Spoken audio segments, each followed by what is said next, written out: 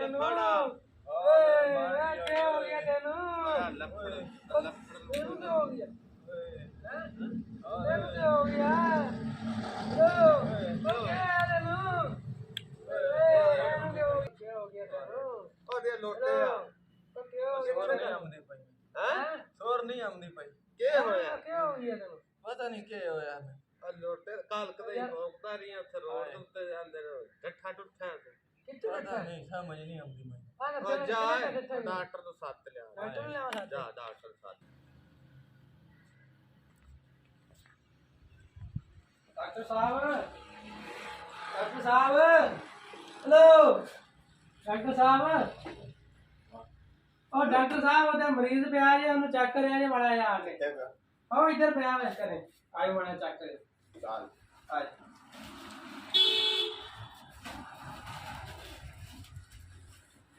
ਕਿੱਥੇ ਉਹ ਤੇ ਆਏ ਡਾਕਟਰ ਸਾਹਿਬ ਚੈੱਕ ਕਰਿਆ ਜੇ ਮਾੜਾ ਡਾਕਟਰ ਸਾਹਿਬ ਆ ਗਏ ਆ ਡਾਕਟਰ ਸਾਹਿਬ ਇੱਥੇ ਡਾਕਟਰ ਸਾਹਿਬ ਇੱਥੇ ਬਾਹੋ ਇੱਥੇ ਆ ਜਾ ਚੈੱਕ ਕਰਿਆ ਜੇ ਮਾੜਾ ਜਿਹਾ ਇੱਥੇ ਖਾ ਬੱਚਾ ਕਿੱਥੇ ਗਿਆ ਇਹ ਬੱਚਾ ਕਿੱਥੇ ਗਿਆ ਡਿੱਗਿਆ ਤੇ ਰੋਡ ਤੇ ਜਿਹੜਾ ਡਿੱਗਿਆ ਸਾਨੂੰ ਕਿਹੜਾ ਦੱਸਦਾ ਪੀਆ ਸੋਰ ਨਹੀਂ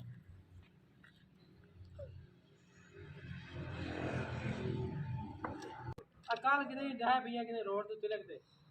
ਵੇਖਿਆ ਜੇ ਮਾੜਾ ਜਿਹਾ ਹਾਂ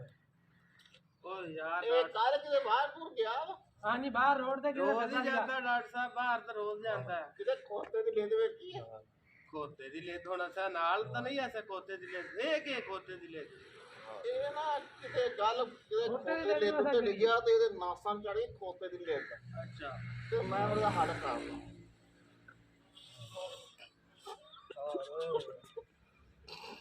ਇਸ ਤਰ੍ਹਾਂ ਚੈੱਕ ਕਰੋ ਕਿਹੜੇ ਕੰਮ ਨੂੰ ਕਿਹੜੇ ਕੰਮ ਇਹ ਭਾਈ ਖੋਤੇ ਦੀ ਲੈਂਦੇ ਤੇ ਡਿੱਗਿਆ ਤੁਸੀਂ ਮੰਨ ਜਾਓ ਹਾਂਜੀ ਖੋਤੇ ਹੁਣ ਦੀ ਲੈਂਦੇ ਡਿੱਗਿਆ ਤਾਂ ਹੈ ਥੋੜੇ ਦਾ ਕਰੀਏ ਕੀ ਚੈੱਕ ਕਰੋ ਹੱਲ ਬੱਚਿਆ ਸਬਰ ਕਰੋ ਹੋਰ ਮਾਰ ਬਣੀ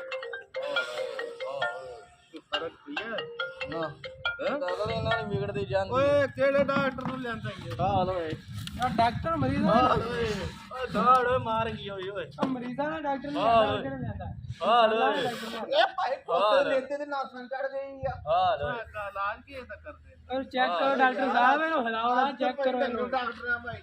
ਅੱਖ ਲਾਣ ਤੇ ਮੈਂ ਤੈਨੂੰ ਆਖਾ ਡਾਕਟਰ ਦਾ ਇਹ ਤੂੰ ਮੈਨੂੰ ਡੰਗਾ ਮੈਂ ਡਾਕਟਰ ਤਾਂ ਮੈਂ ਆਈ ਸੁੱਤਾ ਤੇ ਸਾਡੇ ਚ ਲਿਆਇਆ ਜਾ ਖੱਚ ਦੀ ਖੱਚ ਤੈਨੂੰ ਮੈਂ ਆਖਿਆ ਦੂਵੇ ਡਾਕਟਰ ਲਿਆ ਤੂੰ ਕਿ ਡੰਗਾ ਡਾਕਟਰ ਲੈ ਅਸੀਂ ਕਿਹਾ ਤੂੰ ਡੰਗਰ ਹੀ ਹੋਣਾ ਤੈਨੂੰ ਪਹਿਲੂ ਨੀ ਪਤਾ ਲੱਗਾ ਵੀ ਡੰਗਰ ਹੈ ਮੈਂ ਕਿ ਉੱਤੇ ਬੰਦਾ ਚਾਦਰ ਲਈ ਸੀ ਨਾ ਪਤਾ ਬੈ ਗਿਆ ਸ਼ਾਇਦ ਖੋਤਾ ਟੁੱਟਾ ਨਹੀਂ ਤਾਂ ਤੂੰ ਦੇ ਕੋ ਬਿਲਕੁਲ ਡੰਗਰ ਲੱਗਣਾ ਹੈ।